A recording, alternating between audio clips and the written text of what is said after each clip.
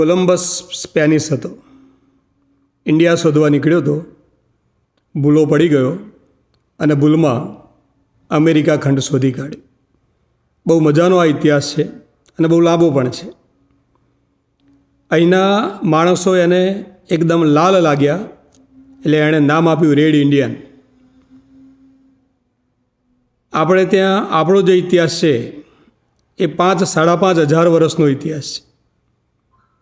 આનો ઇતિહાસ, અમેરિકાનો ઇતિહાસ માત્ર 200-300 વર્ષનો છે. પણ છતાંય આપણા કરતાં એમની આટલી પ્રગતિ, આટલો વિકાસ, એ જે રીતે જીવન જીવી રહ્યા છે, જે રીતે આજે જગત જમાદાર બનીને દુનિયા ઉપર રાજ કરી રહ્યા છે, આપણો રૂપિયો ને એમનો ડોલર, આ બધું જોતાં આપણને એવું થાય કે 5-5.5 વર્ષની અંદર ક્યાં કઈ જગ્યાએ આપણાથી ચૂક થઈ ગઈ.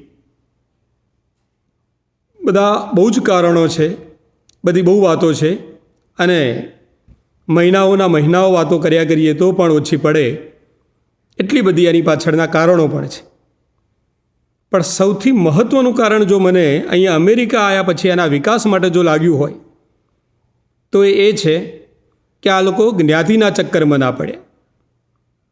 અહીંયા વ્હાઇટ અને બ્લેકના પ્રશ્નો છે, ઘણા બધા પ્રશ્નો છે આને લગતા.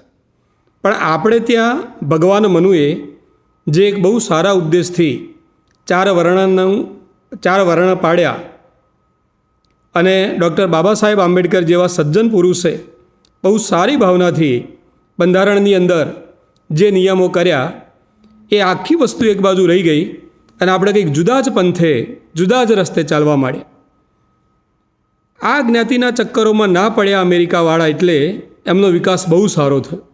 અહીંયા કોઈ ઊંચ, કોઈ નીચ, એસટી, એસસી, ઓબીસી, આ ચડિયાતા ને આ ઉજળિયાત ને આ નીચ ને આ ઊંચ ને એવા કોઈ પ્રશ્નો આ લોકો પાસે નથી.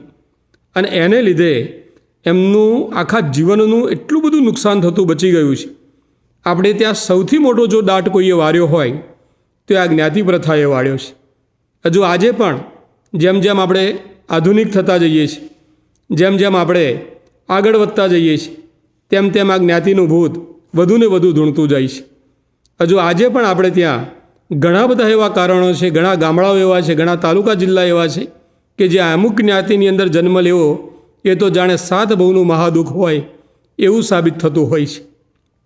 અમેરિકાની અંદર ઘણા બધા કારણો છે અને વિકાસ પાછળ, પણ સૌથી મહત્ત્વનું કારણ હોય તો આ લોકો જ્ઞાતિના ચક્કરમાં નથી પડ્યા અને એને લીધે એમનો વિકાસ બહુ સારો